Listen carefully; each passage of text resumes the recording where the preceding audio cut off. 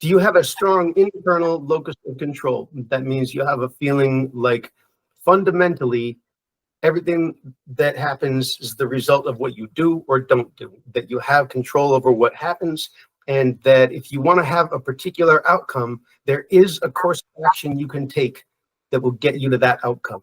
That's obviously not always true, but I like to kind of live as if it is true, because that's about believing in unlimited potential of the individual. And that's why psychologists want to help their clients to develop a stronger internal locus of control, instead of being the kind of people who say, what's going to happen is going to happen. And that's the opposite. That's having an external locus of control.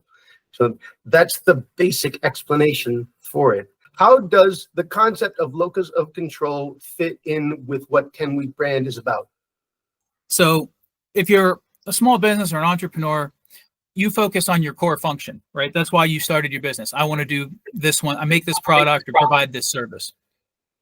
And you're often going to think, all this other stuff is secondary and separate from that, but it's stuff that has to get done.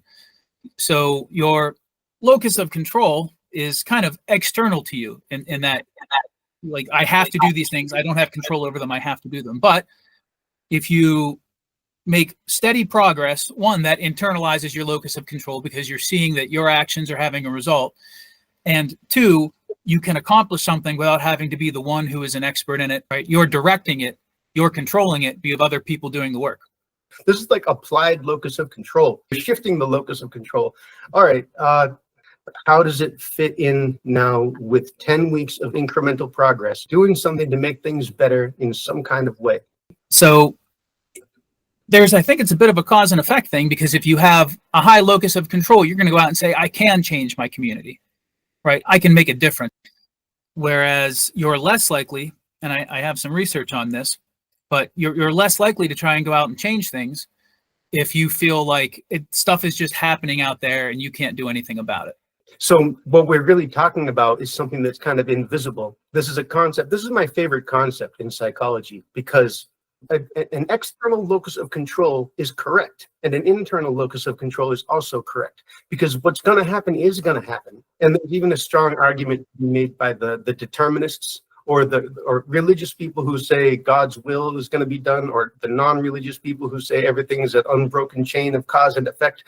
That all leads to an external locus of control. The internal locus of control is also correct. So it's like a paradox, because it's also true that there is a course of action that could get the outcome that I want.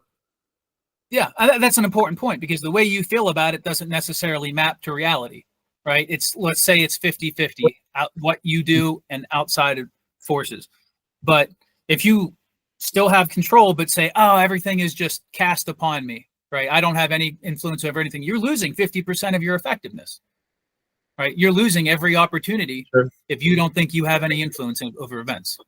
We have some kind of a meaninglessness problem going on right now with humanity, this era that we're living through. Nietzsche predicted it. And so for people to believe that everything is out of their control, it makes you like a scared little mouse. It makes you like a scared little person who ends up not having a lot of positive emotion, because they feel like they're down at the bottom of some kind of a hierarchy, and they have to live with a discomfort compared to people who feel confident, like they have control over what happens. Yeah, that's really important, because influencing, it's difficult. It's difficult to start a movement. It's difficult to start a social group and get people who actually want to participate. It's not something that where most people are trained to do just, in their daily lives. But there are techniques for it, and there's ways to go about it that work. You just need to know about them or have people who do. So this is by Boone et al. And it's a little bit of an older study. It was done in 2000, but they followed 39 firms, small businesses. And they identified the CEOs as having an internal or external dominant locus of control. How much influence did they think they had over the outcome of their business? And once they gathered that information, they said, all right, well, let's see how this actually impacts these businesses over time. They followed them for 5 or 6 years. What they found was 21% of the 39 firms studied went bankrupt within 6 years. But, so that's 8 firms. Of the ones that failed, only one of them had a CEO with an internal locus of control. 7 of the surviving firms all had CEOs who said, I can influence this, I can affect what's happening to my company. That checks out. So obviously, whatever the facts on the ground were, their belief over the situation influenced whether their business was successful. And these were operating in the same economic environment. It's not like some of them were in a recession and some of them weren't. The macroeconomics were the same for all of them, right? So why is this relevant? What does this have to do with our message on this channel?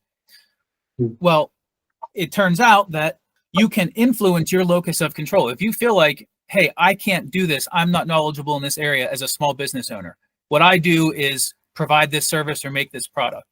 You can extend your locus of control by hiring the right people who understand it and showing you steady progress. So you get a constant sense of accomplishment and say, I can influence this. I can do this. I have the right people behind me. I just have to direct them correctly. Well, there are some philosophical questions that come up. I've always thought it was weird the way that we don't have any control over our beliefs, at least not any direct control. I can't control if someone tells me something and I don't believe them. I can't just make a decision that I'm going to believe them. A lot of times people talk that way, but they don't really mean it. You can't control what you believe. So when someone has a fundamentally external or internal locus of control, there's an illusion going on, for one thing. Imagine business partners. One has a strong internal locus of control, the other is a strong external locus of control. And they're going to be misunderstanding each other all the time, because at the deepest level, in a way that is not visible to anyone, this is why business owners have heart attacks and die. They get stressed because of the burden of having such a strong internal locus of control. So that it can be too much, right? Or it can have negative consequences.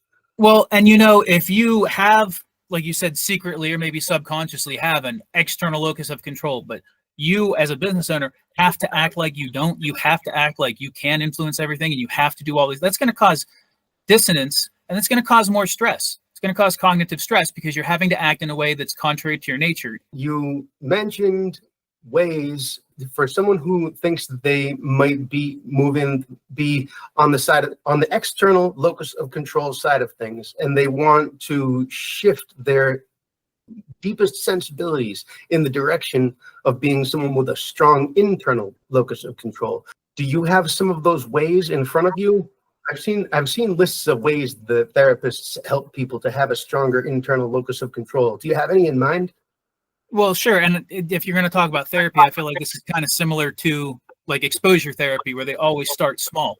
When you're dealing with locus of control, a lot of it is environmental, like you said. We all have different experiences. We all have different starting points in life. And that is going to shape, even at a very young age, how we see ourselves and our relation to the world. So people who have an external locus of control might be founded on good beliefs. What they need is proof that that is incorrect. They need inertia. They need to build inertia to get the ball rolling. Steady incremental progress. I accomplished this little thing with my own effort, my goal this week. And I watched it over, for our example, 10 weeks. And it grew into this wonderful thing that was effective for me. Yeah, that's what John Cotter calls little wins in a book from like 20 years ago about nice. Organizational change, which is really what we're talking about. Having little wins to boost people's locus of control. Yeah, that's the thing. So we can't control our deepest beliefs. We can't control any of our beliefs directly, but we can influence them indirectly by creating experiences for ourselves like little wins. What else now? So here are some ways. Run a daily decision log. Write about a choice you made and then the outcome. That's a great one. Journaling is excellent, and more entrepreneurs and business people should do it.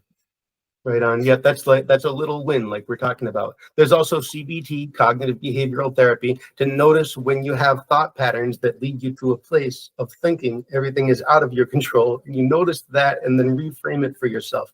And it helps to have a friend or therapist to reframe it for you. Track outcome metrics that you personally control. So all of these are about noticing yourself making progress. That's why the focus of 10-week brand is on making incremental progress each week. And then combine that with having virtual assistants available. Virtual assistants who are specialized, because then they can get you over each hurdle that you can't get over yourself.